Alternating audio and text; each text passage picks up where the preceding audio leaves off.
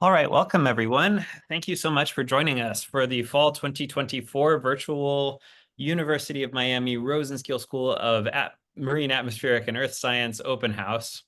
I just wanted to introduce myself quickly. I'm Dr. Andrew Janice Elmore. I'm the Assistant Dean for Engagement for the school. And the reason why we run this is both so that you can get a better sense of what we do and who we are, but also to give you kind of an overview of what we do on our campus in terms of different departments, student life, and kind of faculty research facilities, things like that. So we're trying to keep this as short as possible, probably aiming for around just an hour and a half or slightly less. So we'll try to keep things moving quickly. There was a schedule sent out with the original email, and we'll go ahead and start off with me introducing a kind of overview of the school, and then we'll move through some student things, departments, programs like our Master of Professional Science program, and also things like clubs and otherwise. Hi, So, Andrew. I don't mean to interrupt you, but your oh, notes are showing. oh no, I don't know how to do that. So I think you might have to switch the display or switch the screen that you're sharing. Is There that the you right go. one? Yes, perfect. Oh, okay. Thank you. Technology, not my strong suit. Anyway, back to what we were talking about, which is Rosenstiel School of Marine Atmospheric and Earth Science. Here we have a lovely photo of us. You can see that we are just off the coast of downtown Miami on beautiful Virginia Key. You can see our dock with our research vessel, the Walton Smith, and our campus right here. And across the street, you can just see some of our NOAA facilities that are off in the background that we collaborate with often. And back here in the far background by the sailboats, you can kind of see our local marine-oriented high school that we do some collaborations with periodically. Um, as far as agenda goes today, uh, I'm starting off, but then we'll have student resources. And again, this is on the Zoom invite. Academic research departments, including all 5 of our main academic research departments, and then also some special words about our Master Professional Science program, which is oriented around tracks rather than just the department, and also our undergraduate program at Rosenstiel.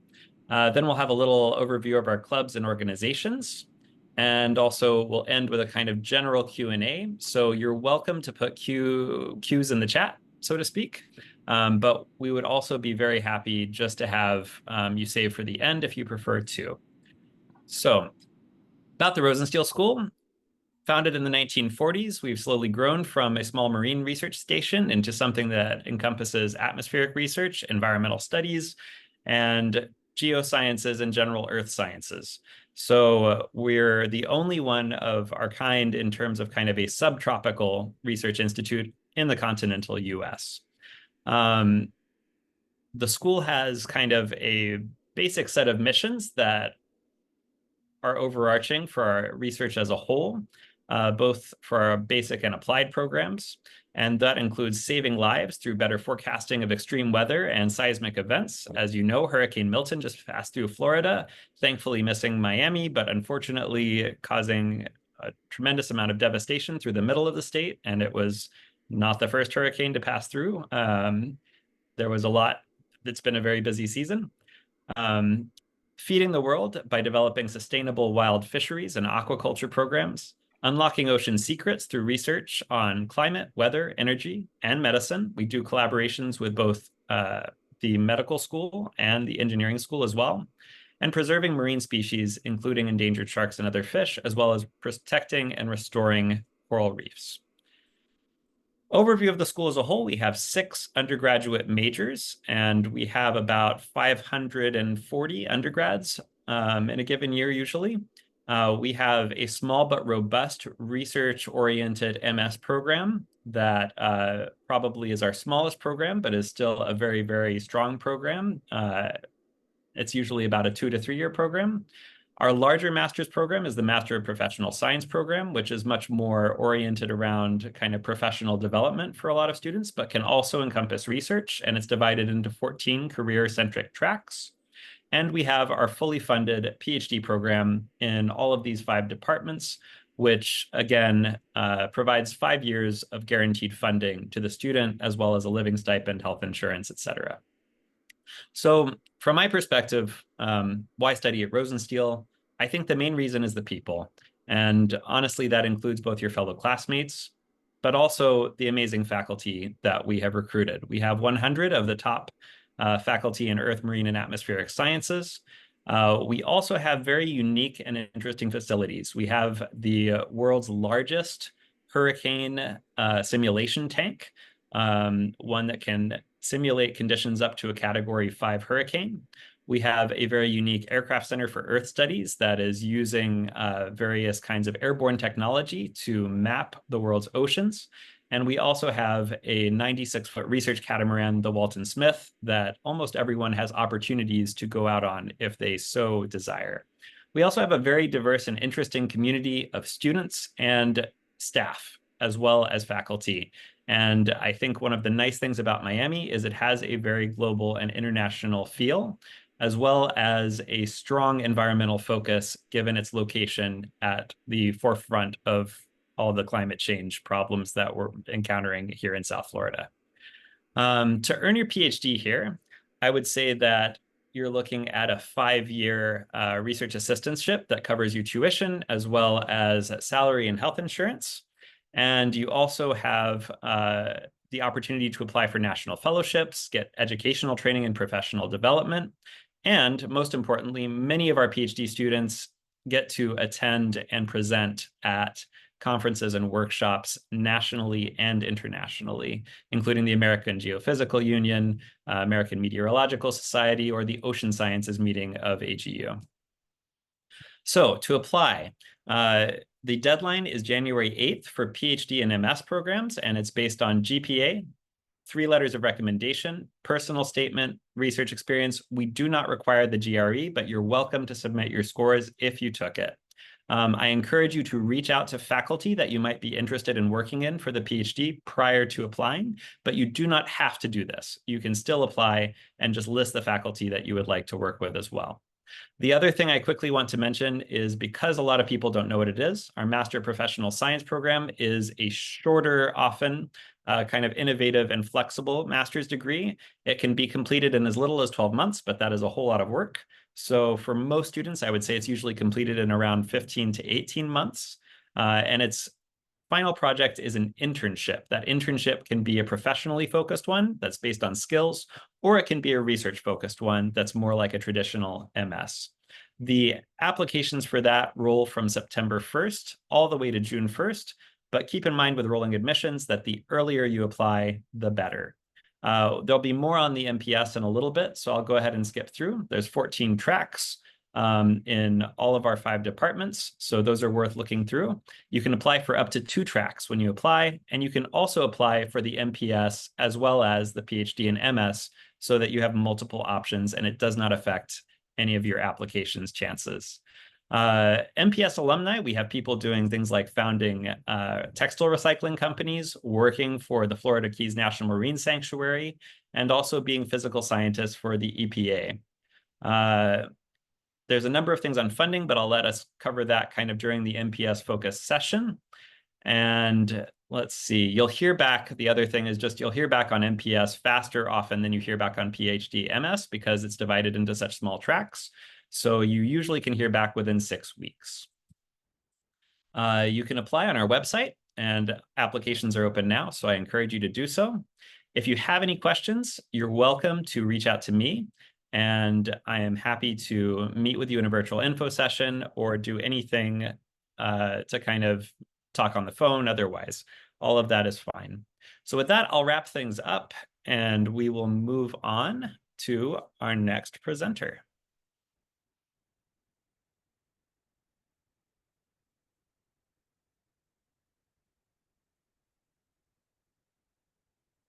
Where are we here? All Okay. right.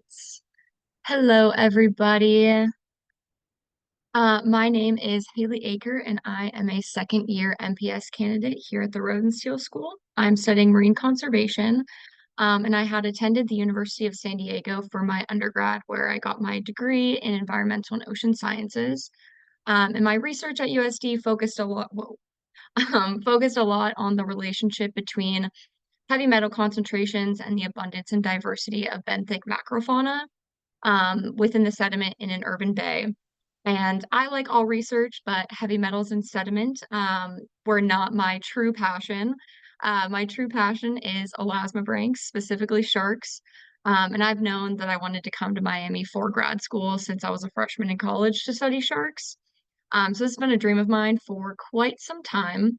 And there was numerous reasons why I wanted to pursue my master's here. The first of which being that Rosenstiel is world renowned in the field of marine science. And I knew I'd receive the best education and have numerous research opportunities at my fingertips. I did decide to take a gap year in between my undergrad and this program. And during that time, I worked as a laboratory technician in a cancer research lab where I primarily worked on testing and developing the most comprehensive liquid biopsy for patients with metastatic breast cancer, among other things. But now that I'm here, I've been working in the Mcdonald lab, absolutely living the dream. My research with SRC is looking at blood parasites, specifically trypanosomes, which is that little wormy guy in that bottom photo. And these guys are parasitic flagellate protozoa. And I study them in sharks and their possible modes of transmission. Haley, Um, sorry to interrupt, but I'm actually not seeing yes, your slides. really. Yeah. I can see them. Let me. Oh, you can? Good. Okay, never mind. Go ahead. Okay. Okay, good. Sorry. Um, but besides my research being totally awesome, I've really enjoyed my classes here. Rosenstiel offers a lot of really unique and interesting courses that I have not seen at other universities. And some of my favorites have been marine parasite ecology, shark behavioral ecology and conservation, and elasmobranch field research skills.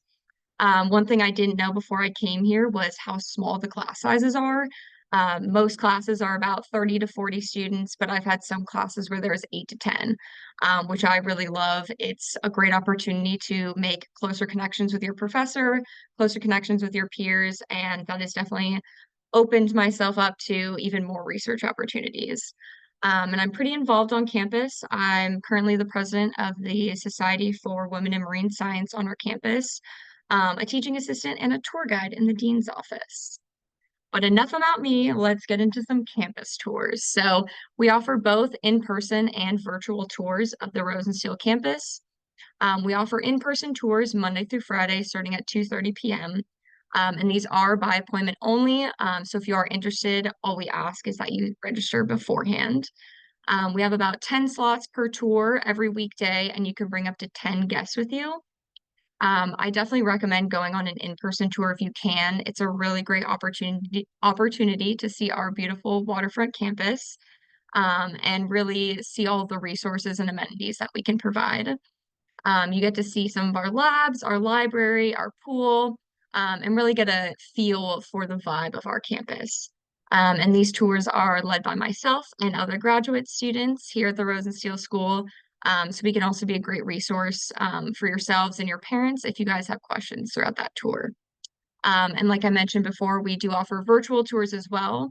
I think the virtual tour is a really fantastic resource if you don't have the time or opportunity to get down to Miami for an in-person tour. And this virtual tour is an hour long, but it is chapterized. You can kind of skip around to whatever is interested to you. And registration for in-person tours and access to the virtual tour can be found by scanning this QR code or by visiting the Rosenstiel website. Virtual information systems are a really another great resource for you guys. I know I did a couple of these before I made my way down here, and they were very beneficial for me. I know selecting an undergrad or graduate school can be really stressful. So I found it's really helpful to talk about it and ask those burning questions because it really will put your mind at ease. These information sessions are a really great way of learning about the application and admissions process, potential work and research opportunities, and how to finance your education. And you can scan that QR code on your screen or visit our website to register for one of these sessions. And you can register with Heidi, Andrew, current students, and alumni. So really great resource.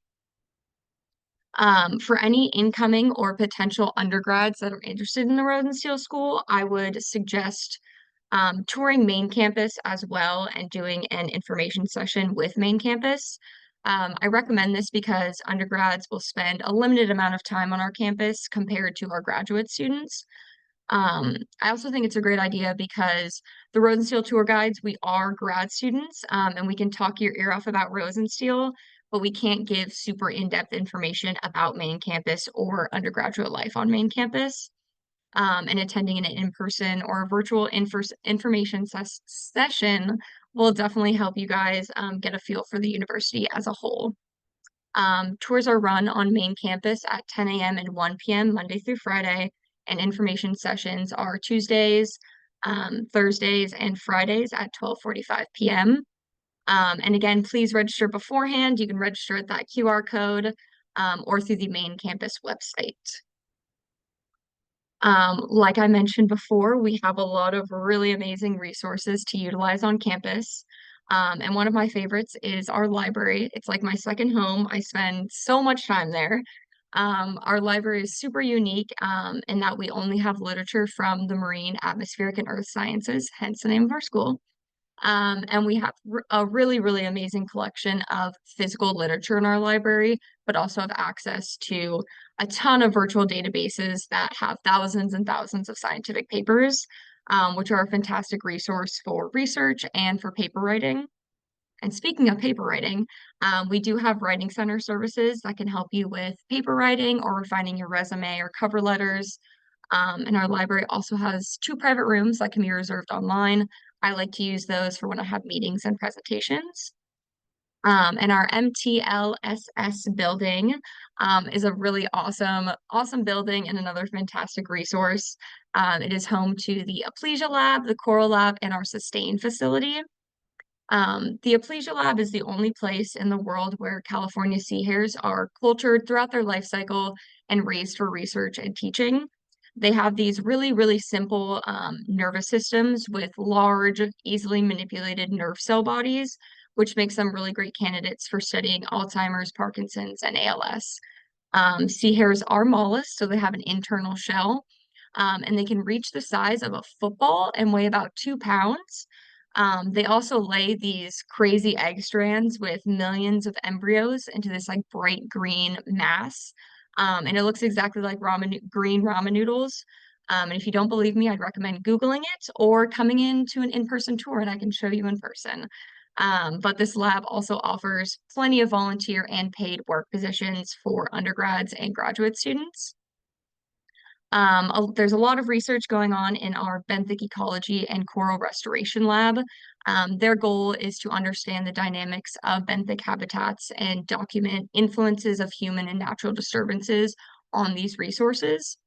And additionally, this lab works to protect and recover the depleted coral populations on our Miami reefs through coral propagation, active restoration, and citizen science via the nonprofit Rescue a Reef. A lot of our students are involved in that, and it's really, really awesome. Another facility we have is the Sustain facility. This is a really unique resource for studying complex air-sea interactions. This tank is the only facility in the world capable of creating Category 5 hurricane forces with winds reaching up to 155 miles per hour.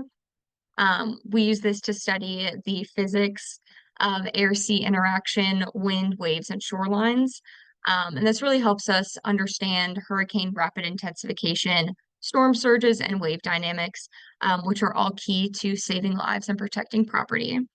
NOAA does have planes that fly directly into hurricanes to collect data during storms like we've seen them do for the recent hurricanes Helene and Milton. But it is a very dangerous job and hurricanes can only be studied when they're happening. So the Sustain Lab allows hurricane scientists to safely study cross sections of these storms and at any time, which is really important. Splash is our most recent addition to our campus. I'm so sorry, I'm going to have to stop you because we have to move on to our Department of Ocean Sciences now. But you've done such a Sounds job great. of overviewing all of these lovely facilities that we do have, and I really appreciate it. And we may be hearing from you again during the Q&A as well, when you can also give us more information on it too. So thank you so much, Haley. And now we will transition over to Professor Hilary Close from the Department of Ocean Sciences.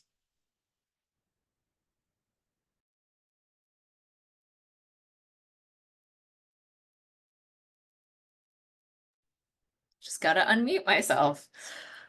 All right, so I'm here representing the Department of Ocean Sciences. I'll try to make this a pretty brief overview. But in general, let's see, let's advance. We have about 24 faculty members, all of whom are involved in research and most who are involved in teaching. And when you think about the Department of Ocean Sciences, just think about everything ocean, and that includes physics, that includes remote sensing, that includes optics, that includes chemistry and biogeochemistry.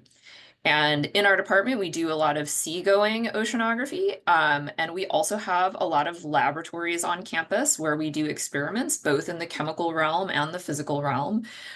It also looks like a lot of data analysis and mathematical modeling, and using remote sensing data and applying complex mathematical equations. So there's a lot of different flavors that it can take to study the ocean in our department. Just very briefly, our graduate programs, we have both PhD and Masters of Science programs, and here are the different areas: ocean dynamics, biophysical interactions, air-sea interactions and remote sensing, marine biogeochemistry, and then we are also participating in the MPO program, and we have an ocean engineering track as well. We also have Masters of Professional Science tracks in applied remote sensing and natural hazards and catastrophes. And we might have some new tracks within the next few years as well.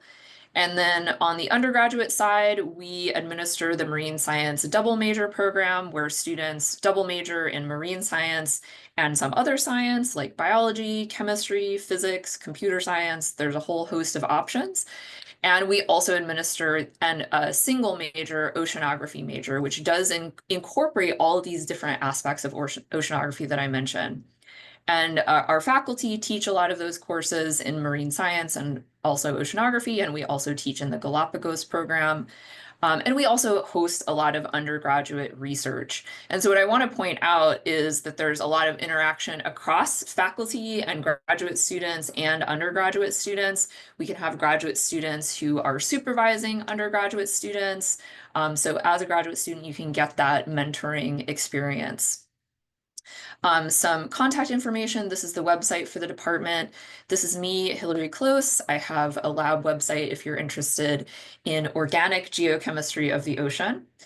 And for the rest of the time, I just want to give you like a picture of what it is that we do, because there's a wide variety of activities. So on the seagoing side, we go out to sea on large vessels all across the world. So these are just some examples of Dr. Lisa Beale's work off of South Africa, of Dr. Dennis Hansel's work in the around both poles, the Arctic and the Antarctic.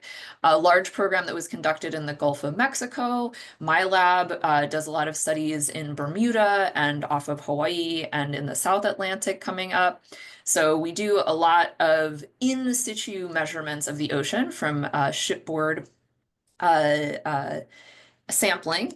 And then we also extend this to an opportunity for undergraduate students to come out on our oceanographic vessel that is here, the RV Walton Smith.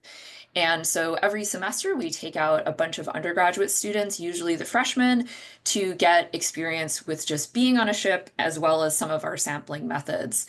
And you could also end up taking samples for senior thesis research, and graduate students can also participate as mentors here. Just again, to give you a couple pictures of what our work might look like, we have a lot of different labs, and those could be chemical labs or physical labs or engineering labs. So the sustained wave tank was discussed. We have the ACES Center. We have biophysical laboratories. This is my lab here showing an isotope ratio mass spectrometer instrument. We also do a lot of wet chemistry in our lab. And then that doesn't have to be everyone. So there's a lot of people who just work with data. They might collect the data themselves, or they might use data like remote sensing data or data that come in from from autonomous sensors that are deployed out in the ocean, and then construct models of the physics or the chemistry of the ocean from integrating that data in different mathematical models. And I believe that is all that I wanted to share. So hopefully I'm right on time. Thank you so much, Dr. Close. Very much appreciate it. That was perfect. And now we'll transition over to Professor Jennifer Jaquet from the Department of Environmental Science and Policy.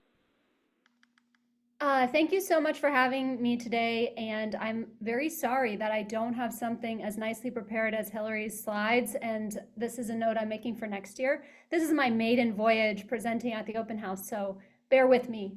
I'm here to tell you about the Environmental Science and Policy program, graduate program here at the University of Miami at the Rosenstiel School, and it is a little different compared to the other programs you're hearing from, in that it is administered through Rosenstiel like those programs, but also really closely tied to the Abbas Center for Ecosystem Science and Policy, which administers our undergraduate degree in ecosystem science and policy. That center sits on main campus and is meant to be a hub for environmental activity and research campus-wide. So the other difference that means that Abbas provides is that any faculty member from anywhere around campus could be your advisor in our PhD program. And that is unique, and hopefully also facilitates the truly interdisciplinary approach that we're seeking to encourage in this program. That said, the Department of Environmental Science and Policy here at Rosenstiel has about 15 faculty members that you could look at their profiles and see what they're up to and what kind of research they're working on. And then, as I said, you could also look for co-advisors or even primary advisors from anywhere around campus. So we have a PhD program. We also have a PhD and JD program. That is a joint degree with the law school, requires admission into both programs. And then we have a small MS program, as well as some MPS tracks that you'll hear more about later. So what are we all about? We know that humans have influenced the marine and atmospheric and earth systems that are studied rigorously in other parts of Rosenstiel. What we hope to bring to the table is this is a question of how humans have also shaped the social systems that influence those effects, both positively and negatively. We also hope that from this interdisciplinary point of view, you might challenge some of the assumptions built into traditional disciplines, or you might work to understand the normative assumptions in some of the models that other traditional fields might use as they conduct science. So you can take classes across the university in our program, as you can in the others. Again, you can have an advisor from anywhere within the University of Miami. And we have students doing all sorts of interesting interdisciplinary work, working at various scales, from looking at local effects of heat stress in Miami to one graduate student leaving next weekend to do expert interviews about the intrinsic value, how experts in Kenya view the intrinsic value of marine ecosystems. We again have a number of I think about half dozen JD PhD students who are working in the law school, and law students take a number of our classes. And this allows us to mix things up quite significantly on the Rosenstiel campus, which we love. If you have any other questions for me, please reach out. My email is listed here on this PDF slide, jjaquet@miami.edu. Check out our website, check out our FAQs, and I'll be standing by for any questions after this. Thank you. Thank you so much, Professor Jaquet. And next up, we have Dr. Danielle Mcdonald, Professor of Marine Biology and Ecology Department. Hi, everybody. Can you hear me okay? Fine. I can hear you. Okay. Let me just share my screen.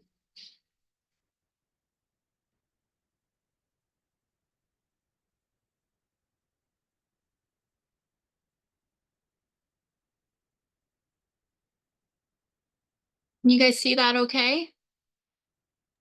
Looks great. Okay, great. Hi, everybody. My name is Danielle Mcdonald, and I am a professor in marine biology and ecology. And I'm also the new endowed chair in marine biomedicine.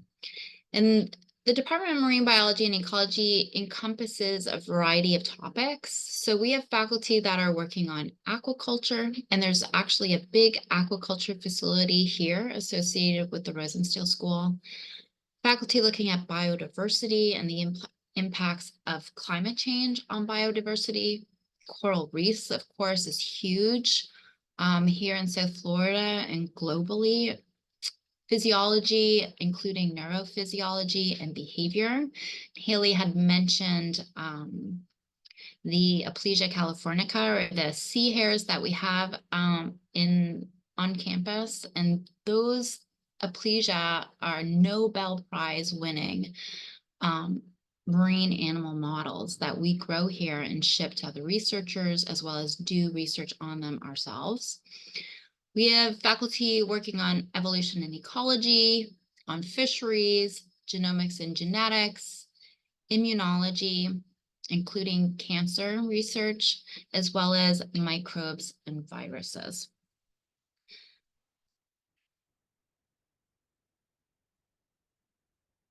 And I'm trying to switch the slide. Hang on a second.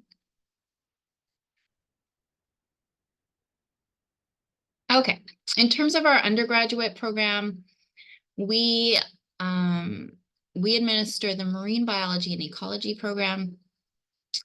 This program, I think, sets itself apart from other programs within the school because it's very research focused. So there's a research requirement that can be achieved by doing independent research in a lab with a marine biology and ecology faculty member. It can be achieved by going to the Galapagos, and there's a Galapagos program that's actually administered by all the departments of the school. And it can be achieved by attending or taking part in the saltwater semester, which is a semester-long series of courses that are very research and field intensive. We do also have a graduate program. So we have the aquaculture, marine mammal science, fisheries management and conservation, and tropical marine ecosystem management programs. And faculty will host students in their labs as either master's students or PhD students in the variety of topics that I've already told you about.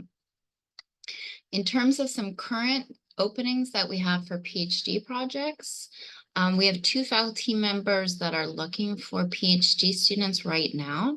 One of them is Dr. Mohammed Munir-Zaman. He goes by Munir, and he studies giant viruses in the marine environment, and will be looking or wants to have a PhD student to look at the ecological dynamics, host interactions, and genomic complexity of these viruses that are in the marine environment. There's like an incredible statistic where in like a tablespoon of seawater, there's like millions of viruses. Don't quote me on that. But if you want to know more, contact Munir, and you can get his information on the Rosenstiel website. And also Dr. John Stieglitz, he is a faculty member that's at the aquaculture facility. It's called the University of Miami Experimental Hatchery, and he's looking for a student doing aquaculture or sustainable seafood research. And that's it for me. Thank you. Thank you so much, Dr. McDonald. And up next, we are moving on to marine geosciences with Professor Sam Goldberg.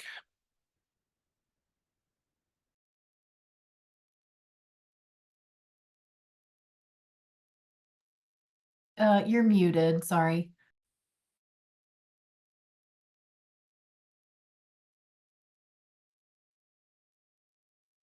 Better. Okay. Sorry. So my name is Sam Goldberg, and I'm on the faculty of the Department of Marine Geosciences. So as one of the 5 departments at the Rosenstiel School, we have 14 faculty who are all somewhere in the broad realm of geology, geosciences, and earth sciences. In addition to that, we have a number of PhD and Master of Science students and postdocs, all actively engaged in research. Other degree programs we administer, we have a Master of Professional Science in Environmental Geology, and we offer undergraduate geoscience majors for both a Bachelor of Arts and a Bachelor of Science. So I thought I'd give a little bit of an overview of some of the different themes of research that go on in this department. So a lot of our department, one way or another, focuses on sedimentology and geobiology. So the physical and biological processes that act upon Earth's surface, and this really links together a lot of things about oceans, on land, life, things like coral reefs, or how all of the different parts of this physical system work together. In terms of what this looks like, so some of our scientists go out to sea and measure things from on ships. Some people go out in the field and look at outcrops of rocks. Some people take sediment cores and then bring those back to the lab and measure them. Some people use remote sensing or other sorts of data analysis tools. We also have faculty and researchers working in geochemistry and paleoclimatology, so making measurements of the chemical composition of different natural materials to understand things about the physical, climatic, and biological processes that are acting on them today or in the past. So this involves collecting the samples and then bringing them back to the lab and using all sorts of different analytical techniques to measure what they're made of. And the third kind of main focus of our department is geophysics and natural hazards. So this is using a variety of techniques to understand things like earthquakes or volcanoes or plate tectonics and how these things affect other Earth systems as well. So pretty much everybody in our department falls into one or more of these three very broad themes. And within that, they use a wide array of techniques, everything from kind of field data and sampling, whether on land or on a ship, remote sensing, so a lot of satellite or aerial imagery. Seismology is also remote sensing, just a little bit different, with ground penetrating radar. We have lab scientists who do like wet chemistry and analytical geochemistry, and we have a lot of people who are also engaged in numerical modeling of physical systems. These are kind of all of the different ways that people in our department do research within these broad scientific themes. In terms of what classes our students typically take, so in the PhD program, there are a few foundational courses that pretty much everybody takes. This is both to help them with their research and also to help prepare for their comprehensive exams that come at the end of the first year. So the three courses that are in our 610 series, which are kind of our foundational courses, are Earth surface processes. So the processes that move mass, water, and sediment around Earth's surface. Introduction to geochemistry, so a pretty wide survey of all of the different ways that geoscientists use chemical tools in their research. And geophysics, which covers all of the kind of the physical processes that govern the solid Earth. There are a whole smattering of elective courses that students can take. This is just a sample. There are many more, but they have things like analysis of carbonate cores and logs, which is all about kind of characterizing the geology of sediment cores. Introduction to seismology, so how seismologists use measurements of earthquakes to understand both the earthquakes, but also Earth structure. Hydrological hazards, so how does water flow around Earth's surface and in the groundwater? Different ways we can use geochemistry, so stable isotopes and geochemical processes is one example of how we can use chemical tools to understand Earth science processes. And paleoclimatology is a popular course because it integrates a lot of different techniques to understand how we can reconstruct the climate of Earth in the past. So that's the end of my slides. Just want to say a brief note about PhD students. So I know on my end, I am currently looking for a new PhD student to start next year. My research kind of is at the intersection between sedimentology, hydrology, and geophysics. So understanding how Earth's surface processes respond to various changes in climate or human activities. So I use a mixture of remote sensing, data analysis, and numerical modeling. There are other professors in the department who use all sorts of different techniques as well. So if any of this sounds interesting, I encourage you to consider applying to our department.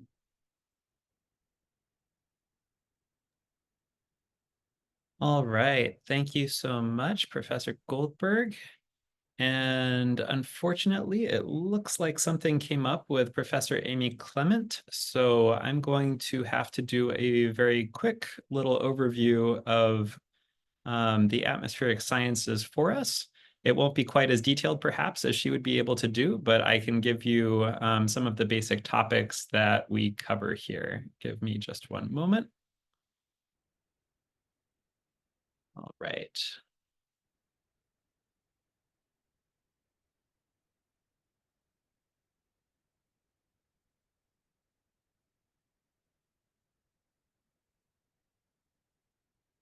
Oh, actually, it looks like she's been able to join us. So it'll be just a moment.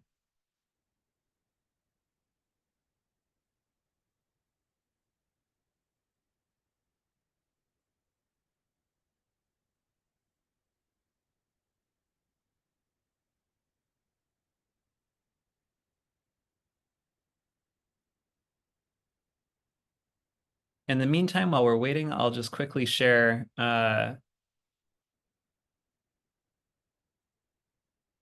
let's see here, that the Atmospheric Sciences Department has strengths in atmospheric chemistry. They also have working on climate dynamics and prediction, clouds and aerosol processes, tropical meteorology and hurricanes, as well as marine shallow convection. We have a research station as well, Dr. Cassie Gaston in Barbados, where they do a number of different observations. And I'm not sure yet. Let's see if Professor Clement is here. Not seeing yet. The other things I would quickly mention with atmospheric sciences are that we have a very strong contingent of folks who work upon particularly hurricanes, given the location that we're in. A lot with hurricane forecasting. We also have, in addition to the PhD and MS in atmospheric sciences, we have MPS programs in broadcast meteorology, if you're interested in doing weather forecasting on television. We also have a specifically weather forecasting oriented MPS that has a lot of people who wind up later with the National Weather Service. And I believe there's also a climate and society track that kind of is a little bit in environmental science and policy, but also very much in atmospheric science that is meant to train future climate scientists for all sorts of scenarios. And that particular track, I would say in MPS, is one that I really do see as a growth track, because not only is there demand for researchers in academic and kind of institutional government settings, there's also a burgeoning field of private sector companies that are really looking for ways to understand how to respond to climate change. And so we definitely are seeing a lot of job growth in terms of private sector kind of consultants on the issues of climate change. And I do think that that track in particular is very good for preparing those issues. It looks Here. like, oh, hello. Would you like to have a Sorry. couple minutes, Amy? Here you go. Yeah, sure. Thank you. Hi, everyone. I'm sorry I'm late. I was on a, actually, are you able to leave the slide up? Oh, I'm so sorry. Yes, I could. Um, so I'm a professor here. My name is Amy Clement. I'm in the Department of Atmospheric Science, and I've been here since 2001. Lots of PhD students and master's students and undergrads come through. Many have moved on to jobs in academia and research and private sector and public sector. In our department, we have a really broad range of atmospheric studies. What you can see here is Dr. Cassie Gaston, who's the director of our graduate program, our PhD program, and she is measuring clouds and aerosols in the atmosphere, both from an air quality perspective, but also as drivers of change perspective. Okay. Below that is her site on Barbados, where they're measuring dust that comes across the Atlantic from Africa.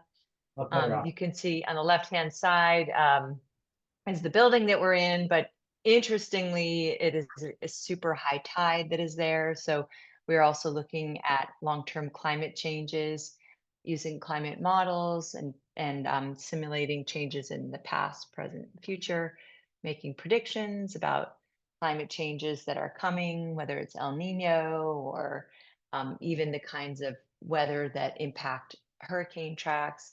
And then, of course, we have a very dynamic group of hurricane researchers.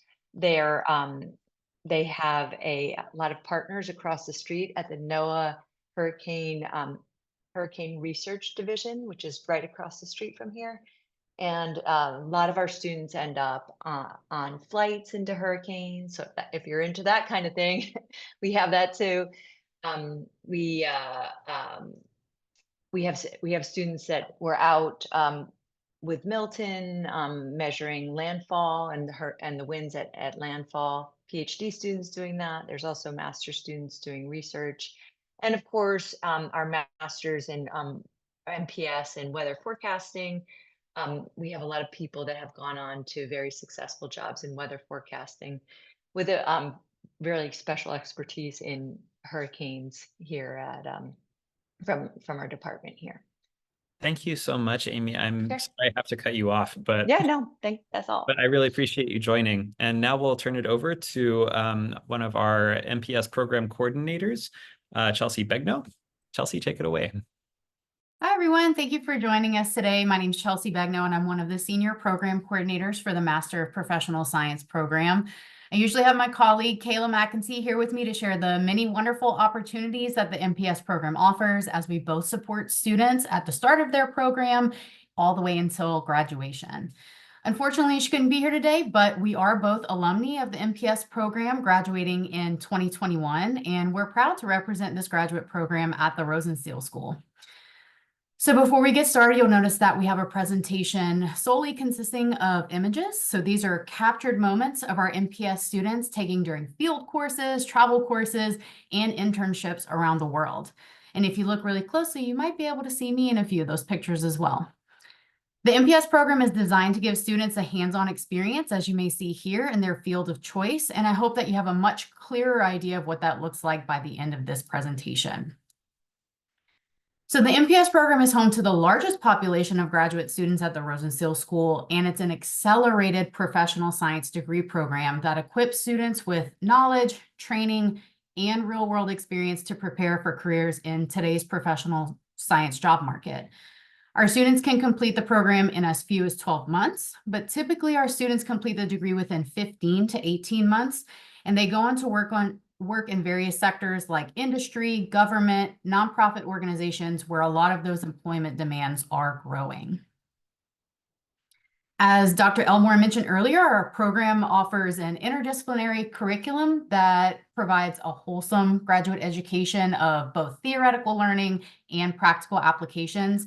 And we do offer 14 unique tracks to choose from. Some are as specialized as marine mammal science and broadcast meteorology, while others are as broad as marine conservation and climate and society.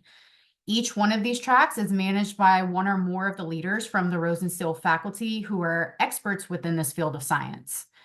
The recommended courses, the suggested plan of studies, and the additional information for each track can be viewed on our MPS website, which I believe Heidi will share in the chat.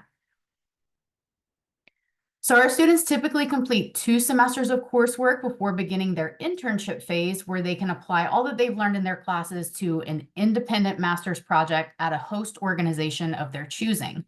Our students can pursue hypothesis-driven research projects similar to the Master of Science program and potentially publish their science in an academic journal, or students can approach a non-hypothesis-driven project where they solve a problem or create a product for an organization. Some examples of that include evaluating an existing education program and providing recommendations for improvement, or creating a new feeding protocol for hatchery-raised fish. The program offers a lot of flexibility when selecting an internship opportunity to allow students the freedom of the location and duration of the internship and explore new areas of science that they may be interested in. While our students are responsible for applying to opportunities and securing their internships, which is supposed to mimic applying for jobs once you graduate, our office provides a multitude of resources and support to assist our students with both professional development and with their internship and career searches. So we like to share personal anecdotes since Kayla and I were students in the program. So as an alumna, one of the favorite things that I appreciated about the program was the variety of course offerings available to students. This really did allow me to explore my interest and discover some topics in science that I didn't really know much about. Some of the classes that I enjoyed and gained a unique skill set from included citizen science, marine conservation outreach, and professional writing and science communication. Something else that I love about this place is it's such a welcoming and fun atmosphere here at the Rosenstiel School. And we do have a vast network of connections with our staff, our faculty, and our partners of the school and within our community. And I would be remiss without sharing Kayla's favorite part about the program because she has a unique background to join the MPS program, but she really appreciated that it's open to students of all backgrounds. So her undergraduate degree was in public health and psychology, yet she was able to come into the marine conservation track with a background that contributed to interesting class discussions with students with all types of undergraduate experiences. Some of their degrees range from humanities degrees to physical science degrees and everything in between. She also really enjoys that the program is flexible. So all of the students coming in with these different backgrounds and interests could take courses that will specifically prepare them for the career that they want to pursue after graduating. So that was just a short overview of the MPS program. We are accepting applications at this time, so we hope that you'll consider the MPS program as part of your graduate studies. One of the best parts of our job is getting to know our students and help nurture their interests. So we hope that we'll hear from you if you are interested. Kayla and I will offer sessions to meet with us. You can send us an email, which we have this information included here. So we hope to hear from you soon. Thank you very much. Thank you so much, Chelsea. You actually ended a little early. Let's see here. So I know we have some questions in the I know chat. you do have quite a few questions on one of these. So maybe we could actually answer one of those questions at least, if not all of them. Do you want to choose from one of them? Yeah. So whoever submitted this, I will take the time to respond to this in the Q&A session because a lot of other people probably have the same questions. So let's see. So one of the questions that we get a lot that's mentioned here is when and how should MPS students contact potential labs to get involved with them? Something that's really nice about our community is we have special listservs for our students, and we share opportunities for volunteering, for on-campus jobs that are exclusive to our Rosenstiel students, and sometimes even exclusive to our MPS students. But a wonderful way to get involved in the labs is to reach out to some of those professors once the semester starts. Maybe you'll have them as some of your professors for your coursework. So it'd be really great to spend some time getting to know them outside of class during office hours and really making that connection or applying to any opportunities that come along. So we've had our students work in the Aplysia lab, coral labs, maybe in some of the atmospheric labs, but we have lots of opportunities, and some of those are advertised and some of those are taken on by students just by asking a professor if they have any opportunities. So we do encourage you to connect with our faculty once you join the program or even before.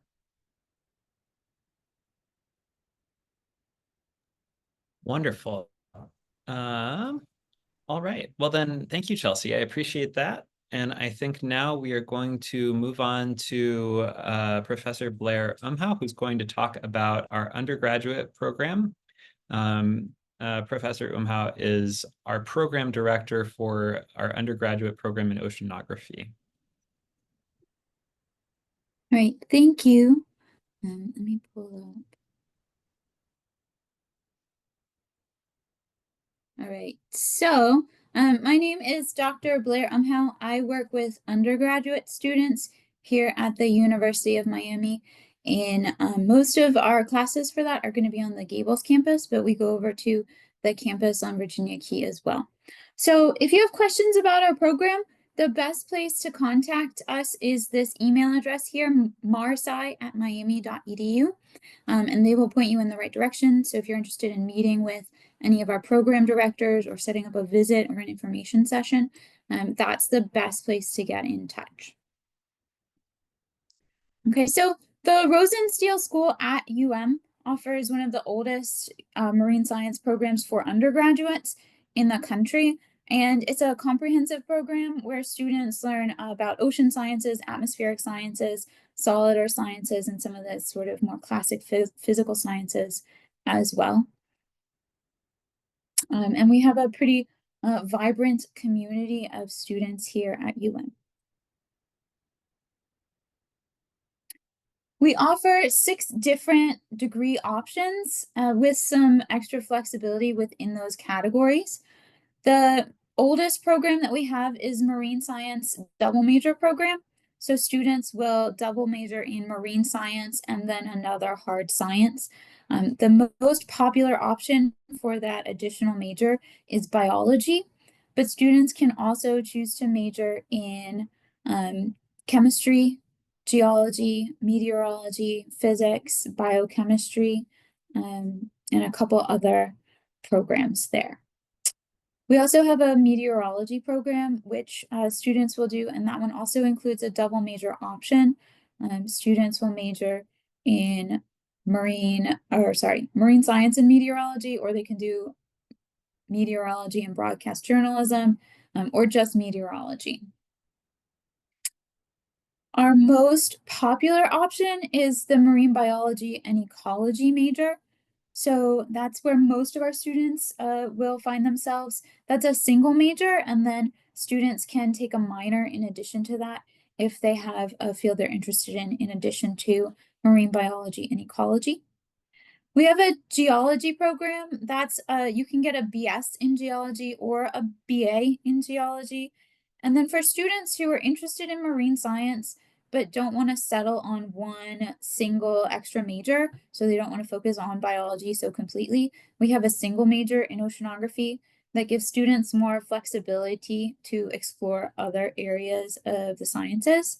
So they can get a minor in math or take extra chemistry classes or extra biology classes without having to commit to an entire second major. And then we also have a marine affairs program. The Marine Affairs program is a BA, and a lot of the students who go through our Marine Affairs program will find themselves working for policy type programs or in conservation jobs. So people who aren't necessarily interested in maybe doing a PhD research project in a hard science. People will go through Marine Affairs if they're more interested in policy or conservation. Our program integrates classroom knowledge with research experiences. We have a lot of hands-on lab opportunities. We are located on the coast and we do have our own research vessel. So that gives us a lot of opportunities for some more experiential learning moments.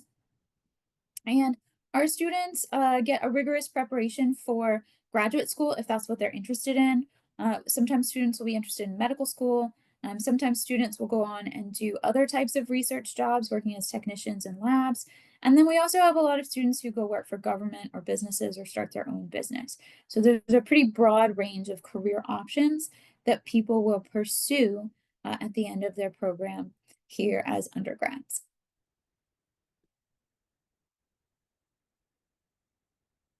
Okay. Because we teach undergraduates in this program, the students have to take other classes. They have to take English classes. They have to take math, chemistry. So it's not just marine science. So most of the classes students will take will be on the main University of Miami campus in Coral Gables. And then there will be some classes that are taught on the marine campus over on Virginia Key. And there's a shuttle that connects the two campuses. So all of the freshman labs are taught on the marine campus. It gives us an opportunity to do some hands-on activities. We can go out and collect samples and then bring them to class straight from the ocean, which is great. And students can figure out how to take the shuttle, and then later on in their undergraduate experience, students might take the shuttle out to do work in someone's lab on the marine campus as juniors or seniors.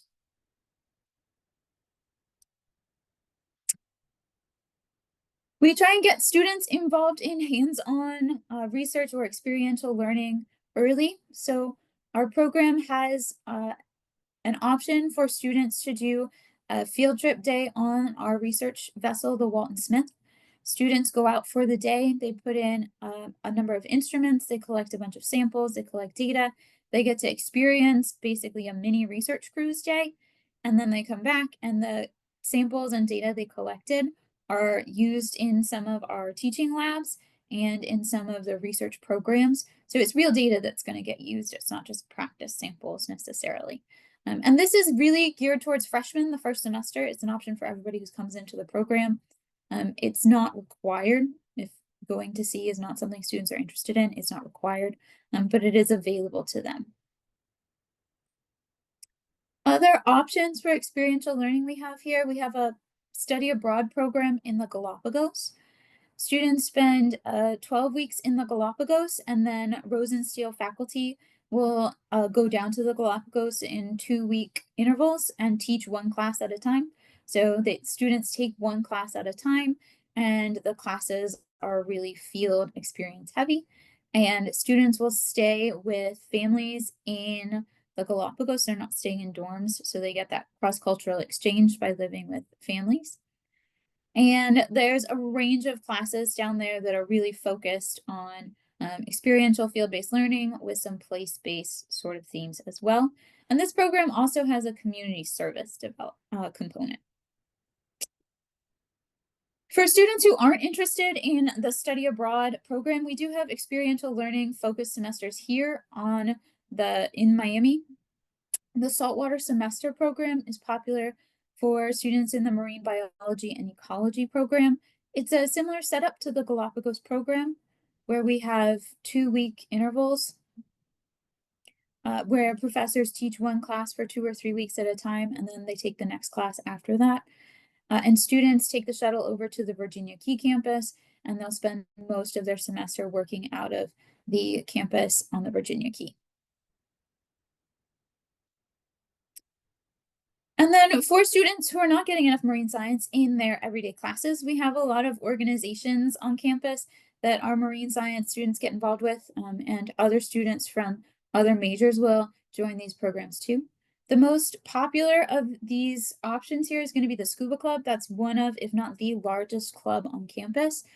They do scuba trips every weekend, and students can get certifications through the club.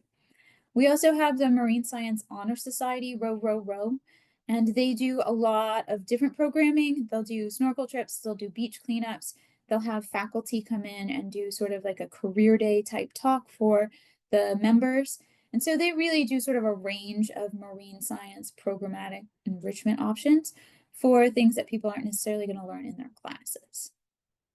Okay, and then the last one here that I would just want to highlight is the Marine Mammal Rescue Team. And there are a lot of students who are interested in marine mammals, and this provides an opportunity for students to get training to respond to marine mammal strandings in conjunction with local marine mammal rescue organizations. And that's it for me.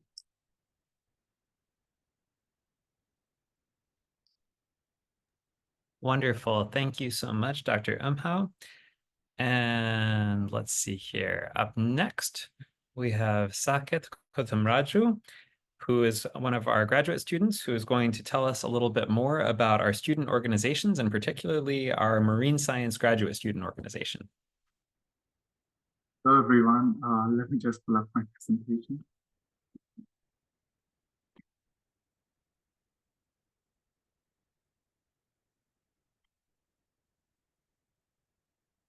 Yes, so first of all, I would like to welcome everyone to this meeting. And I'm here to talk about the Marine Science Graduate Student Organization, which is considered to be the heartbeat of the student community here at Rosenstiel. So I'm the president of the Marine Science Graduate Student Organization. Just a little introduction about me. I'm an MPS student in the Exploration Science track.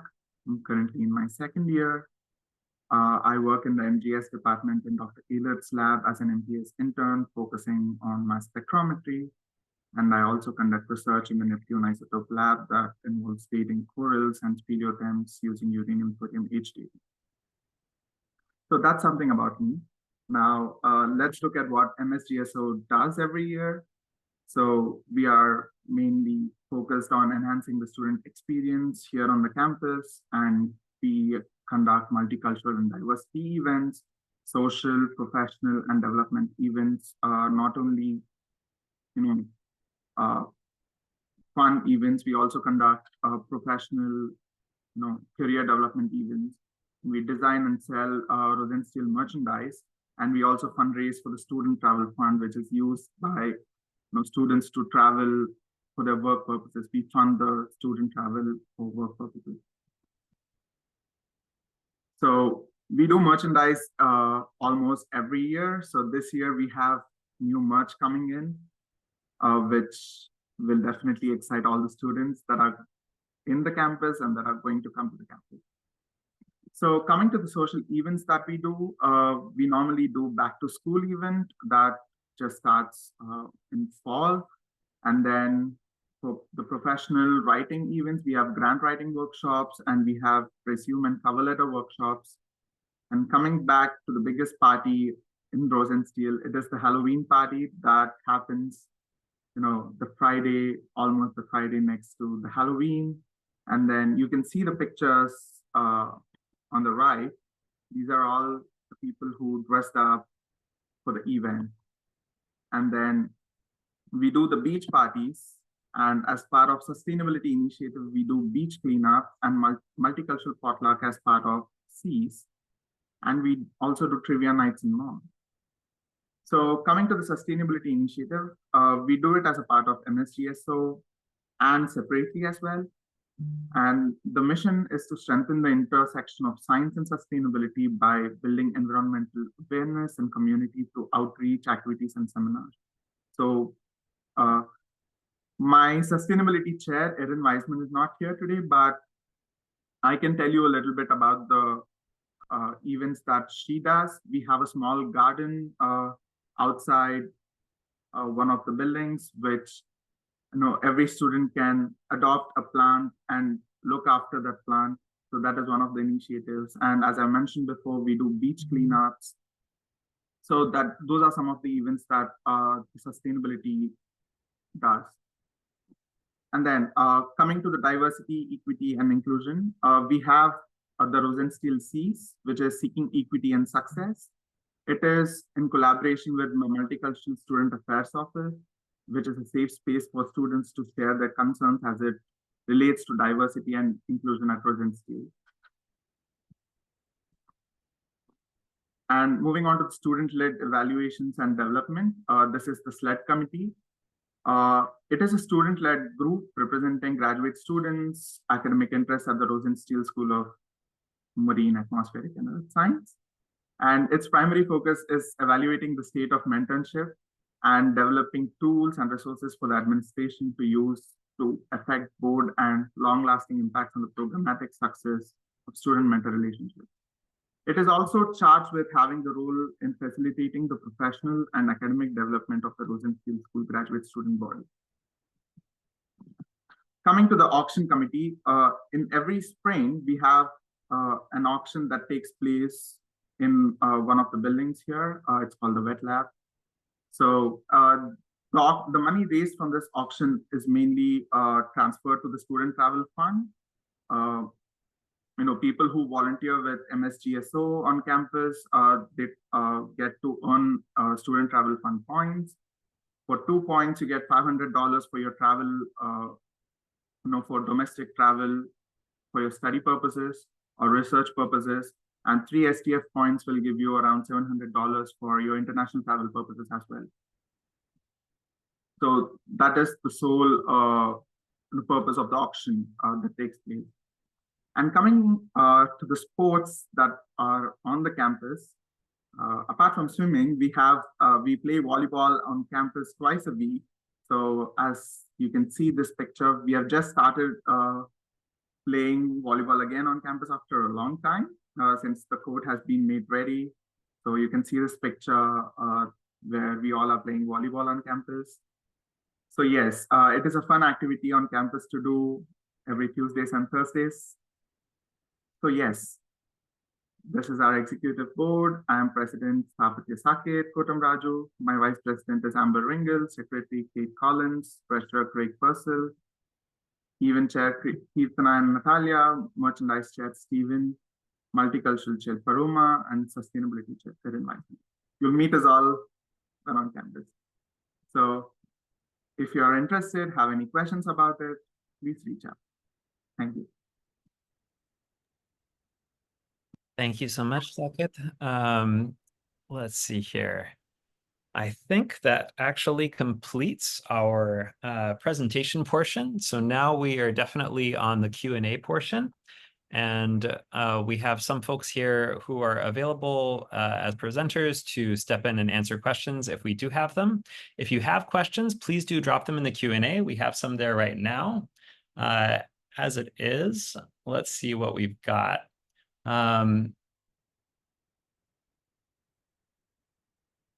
There's anything particular for our presenters?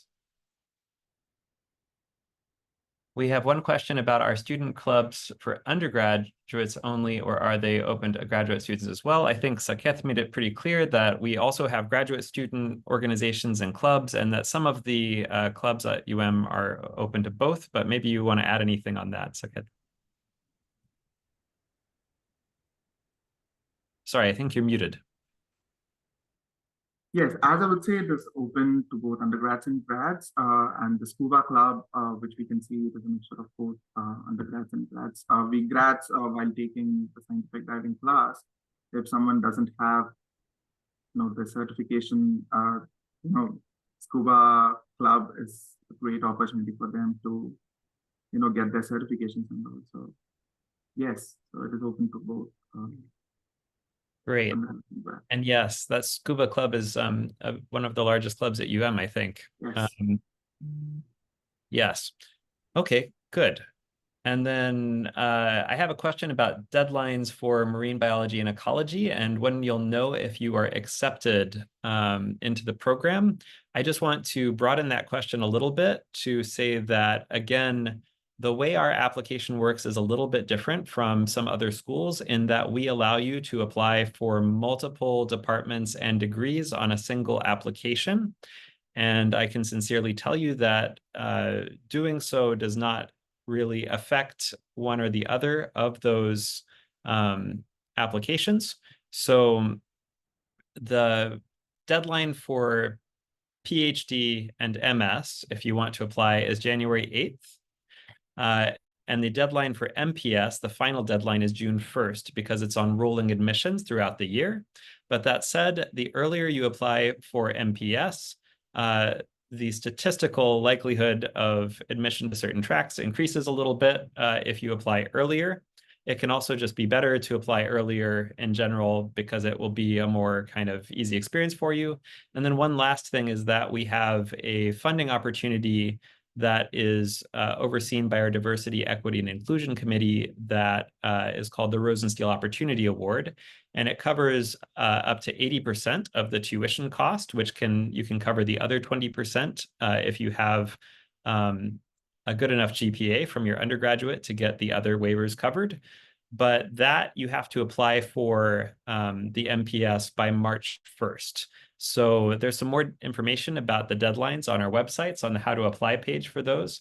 But again, the departments don't have different deadlines. It's the PhD and MS has one deadline and the MPS has another.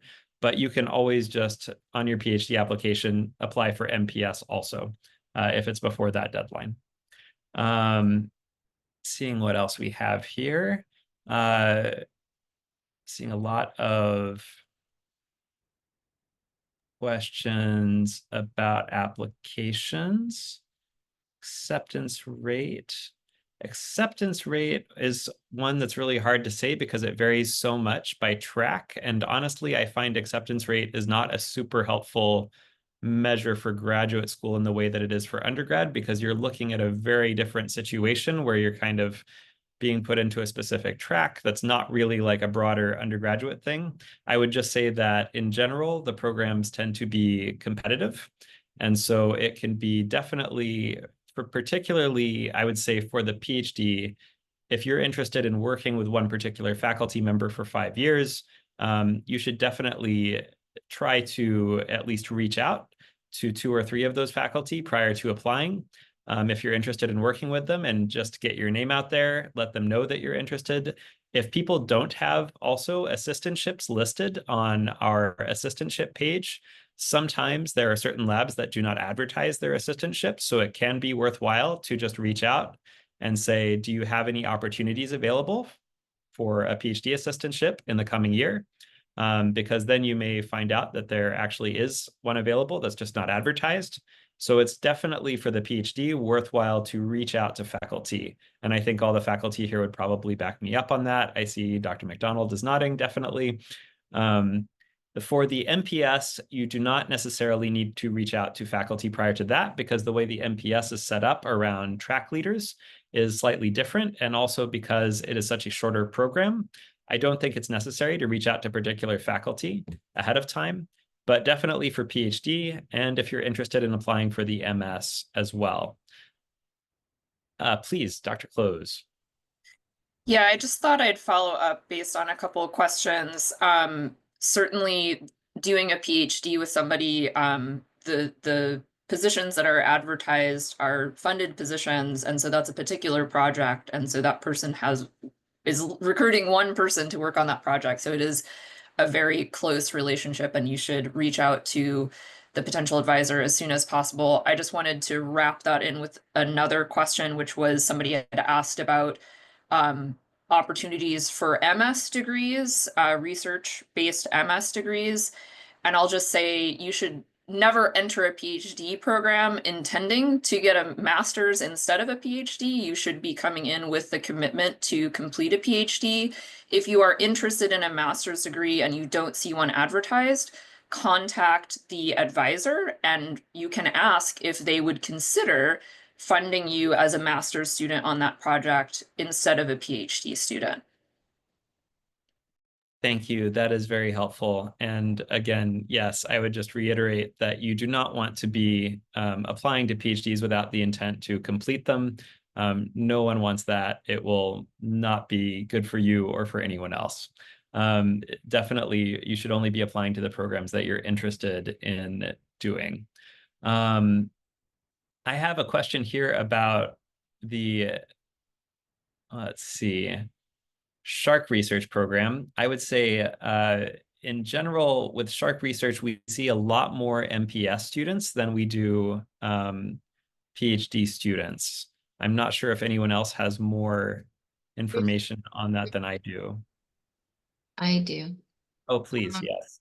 Yeah, I don't think I'm not sure about PhDs, but if there are PhDs, it might be through the Abbas Center.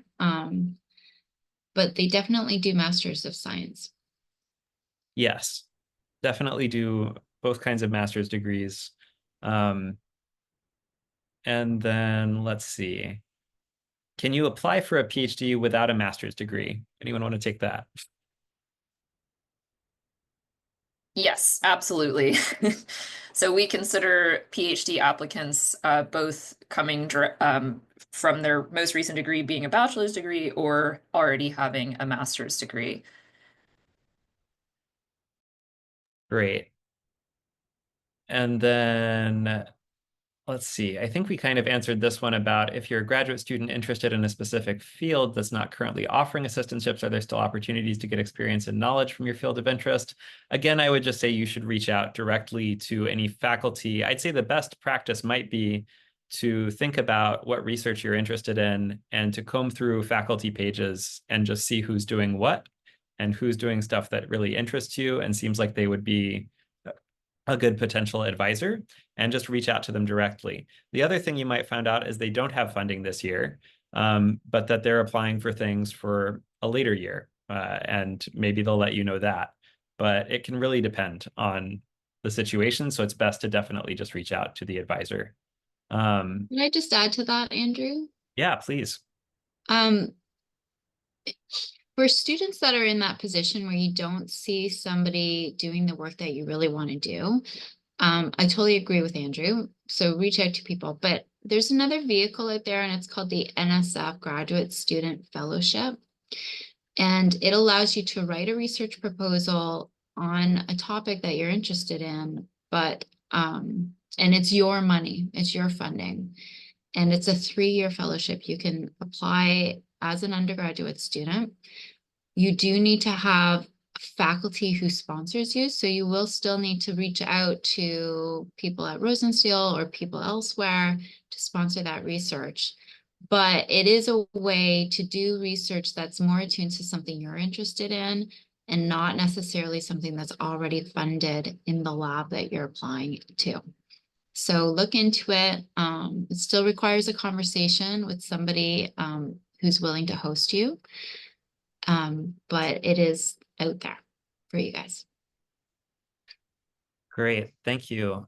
We had one more question. Are there teaching assistantships available for MS and PhD or only research assistantships? I'm happy to take that one. Go for it. So we do have teaching opportunities for our graduate students, including MPS students. Typically for our MPS students, that'll be offered by the professor. So you're really encouraged when you start classes to perform well academically, build your professional relationship with your professors, and to express your interest that you may be considering applying for a teaching assistantship for a class that you've taken and done well in. There is a sort of training that goes into getting students prepared for teaching those classes. And it's typically prioritized for students who are staying in the Miami area. So many of our MPS students will leave the South Florida area to pursue internship opportunities in other states or internationally. But those TA opportunities for MPS students are only offered if the student is staying in the area and can attend the class to support it. But I'll let the other faculty here speak about any MS or PhD specific information. I'm looking at Danielle. I can tell about the typical model for PhD students. So our students are primarily supported through the research assistantships that are advertised. However, as part of that program, the student is fully funded for 5 years, and essentially they are part of their program is to TA 2 courses during that time. That's part of the funding model for the school overall. So it's not a teaching assistantship, but it is part of the program essentially. And I'm looking at Danielle because the MBE department has a slight variation on that, where kind of the proportion of the program that is teaching related versus fully supported by research is just a little bit different. Yeah, in certain cases, you might have to teach a little bit more than in other cases. But it's a fully supported 5-year PhD, and then you might have to TA 1 extra course for that support. So yeah, I guess just the bottom line, there are other universities where you would be admitted and you would essentially have to support yourself through TA-ships, and that is not our program. Great, thank you. I have another question that might be a good faculty question as well, which is any advice for getting faculty to answer your inquiries as someone who wants to apply? Do you want to answer that, Hilary? This is my advice. From the faculty's perspective, faculty are getting a lot of emails.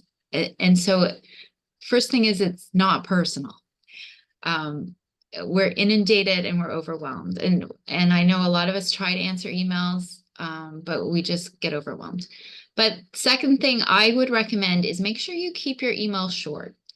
You know, if it ends up being multi-page scrolling emails, the likelihood of it getting read by a faculty member goes down dramatically. State your purpose, state what you're interested in, make it personal. So if it sounds like it's something that's been mass produced and you're just shooting it off to every faculty member without a name on it and without something specific about their research, then it's not going to get answered. And state whether you want to do a master's or a PhD, and maybe attach your CV. And then that's it. Keep it like that. I know a lot of faculty, including myself, if it's like, I'd love to meet to get to know the program more. I'd love to meet to know about your research. I'd love to set up a Zoom. Unfortunately, we don't have time for that. And a lot of our information is already on the website. So don't come in with an ask, come in with information and kind of dazzle us with your brevity and your ability to get to the point. Hilary, I don't know if you have anything else to add. Yeah, no, I think I agree with all of that. I think that just being genuine about your interest in what the person actually does. So by looking at their website, at this point, most of us have open access publications that are accessible to anybody on the web. So finding us on Google Scholar and reading over a couple of those open access publications will allow you to really know if you are interested in the work that we do. So make sure that you have an understanding of that and can express your genuine interest when you write to us. I think that is stellar advice. And I think that particularly the point about faculty being very, very short on time, and you, if you are writing to them, you don't want to say what you need, but rather you want to show them that you understand what they do, that you have done some research on your own already, just basic internet research, like look at their webpage, look at their publications. If you can just show, even in one sentence, I read your paper on this and I found this part really interesting, like that will already go a long way towards saying, okay, this seems like a serious applicant rather than someone who's just firing off lots of emails. If you also keep it short, that shows that you understand they are very overwhelmed and that they're short on time. So I think that's also probably very good advice. And then I think finally that point about not taking it personally is also really key. If they don't respond to you, it's not necessarily because they're being mean or they're ignoring you. It simply may just be that they meant to respond and they got overwhelmed. And I don't think any faculty I've ever talked to get offended if you haven't heard from them for a week and you ping them one more time, you send your email and just say, hey, I'm so sorry, just wanted to follow up and make sure you got this. Most people will not be offended by that. Now, if you've done that like 3 times and they haven't responded, that may just be an indicator that it's probably not going to be something you're going to get a response on. But I don't think most faculty mind if you shoot them a response maybe a week later if they haven't responded to you. Yeah, I agree. And in fact, I don't know what people's timelines are, but you know, even if you start this months in advance and you give them another ping a month later and then another ping a month later, you know, like rapid fire urgency. If the deadline is a month from now or a week from now and you're trying to get a response from a faculty member, I don't think that shows a lot of preparation on your part. So do it well in advance. And then, you know, it is an indication for us, not that we want to be hassled all the time, but if you're emailing a couple of times that you really want it. And then if people are really busy, it might be, okay, let me just look at this. Yeah. Yeah, that's really helpful. And I think that's a good sort of segue into another question that we just got, which is how soon can I start talking to faculty members if I'm thinking of applying for a PhD program in 2026? I mean, I think if it were me, I might think about applying, about reaching out to them maybe the summer before, but I don't know if that's what you all would say. Maybe earlier would be fine too. I don't know. So like summer of 2024 2025, I might think about just saying, hey, I'm thinking of applying. Since I would say honestly, anytime, because the earlier you reach out, we might actually be developing a proposal and we could have you in mind if we think you're a really good fit for that proposal. And the time scale of getting a proposal funded is about a year. So anytime I think is fine. Yeah, actually, Personally. I laugh because we're getting emails right now for 2025. So I think that's so I laughed because I was not expecting 2026, but I think Hilary's right, actually. People can plan for that. The thing is, us taking on students is really based on funding, and funding comes in when it comes in. And so we could say no to you one time, and then things can change months later. So if you're kind of doing it well ahead of time like that, you can kind of be part of the conversation. is it too late to be emailing for 2025 now? No. Yeah, I would say you can email right now about 2025, and definitely for the positions that are advertised on the PhD assistantship page, I would say that's definitely something you can email about now because they're being advertised too. But you could also reach out to other people as well. I'll just add one quick point. They're reaching out earlier, talking about 2026. The other thing is that gives more time if you wanted to develop your own fellowship proposal that Danielle was talking about, like a NSF graduate research fellowship. Starting those conversations earlier is actually good. Yes, and if that is something, kind of coming back to that as well, if it is something you are interested in doing and are motivated to do, it really shows a lot of initiative. If you're really interested in somebody's lab, they're doing exactly what you want to do, but they don't have the funding, which often happens, you can come back and say, if I wrote this NSF fellowship, would you consider having me? So it's a good way to keep going, and then maybe get into that lab that you really want to get into. So again, yeah, starting early with all that those conversations is necessary to get that done, because it takes some time to write a good proposal, and usually faculty that are in that situation with a student that they would take but they don't have the funding, they would be willing to help you write that proposal and guide you through it as well. Thank you. We have one more question about the application, and I wanted to answer this because it's kind of crucial to if you do want to apply to multiple programs.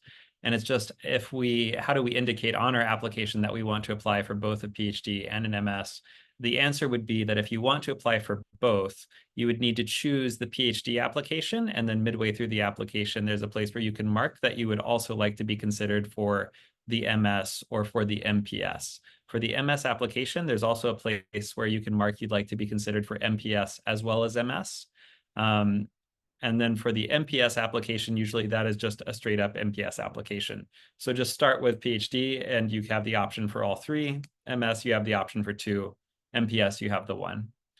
I think we are running low on time, so maybe we'll just take one more or two more quick questions. I got one question about the PhD stipend and whether renting in the Miami area is affordable at all while living on the PhD stipend, and how do other students make it work?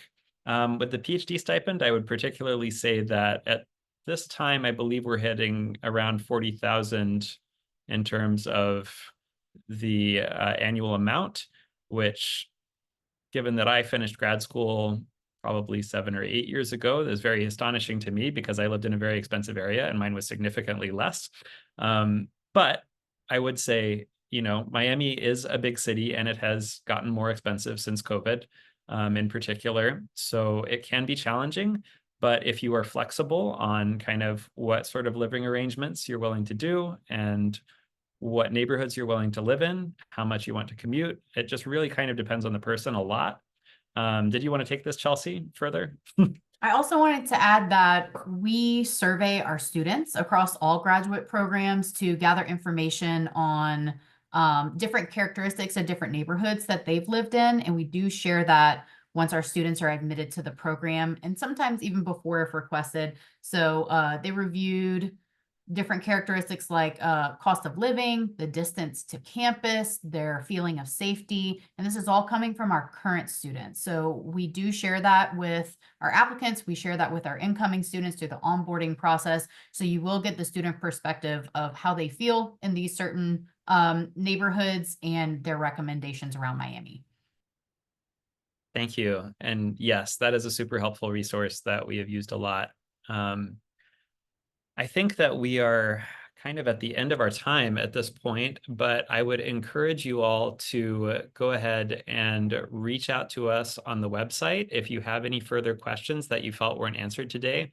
Again, Chelsea, Heidi, we're all available for virtual information sessions. If you're interested in learning more or being directed to resources, you can schedule on the website.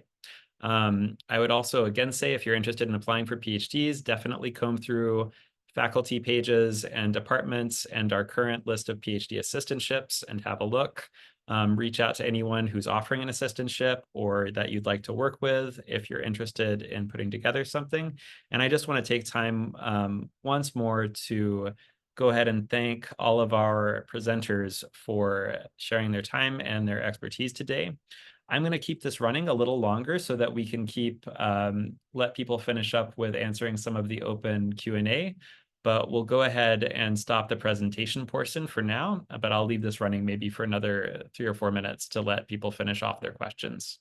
All right, thank you so much, everybody, and we are good to go. I think Haley had some student insight that she wanted to add to the last question. Yeah, I'm for sorry. that. Sorry about that. But as a student, I chose to live in Brickell, which is a little bit more of an expensive area. And I did this for multiple reasons, safety being one, and I wanted to be really close to campus. But a way I've been offsetting it is working. I work as a private tutor, which is a really great way to help kind of bridge the gap of living in a more expensive area, and like teaching assistant jobs on campus. I do that as well, and in the dean's office. So there's definitely lots of options for just like a side job, like just making like a little bit of extra money. And yeah, so there's lots of options for that on campus and off. Thank you, Haley. Perfect. Good. I am not seeing any further. I think I see one more question being answered, but otherwise, I think we'll go ahead and cut off the feed for now. And I want to thank everyone who participated and came today and everyone who presented. Thank you.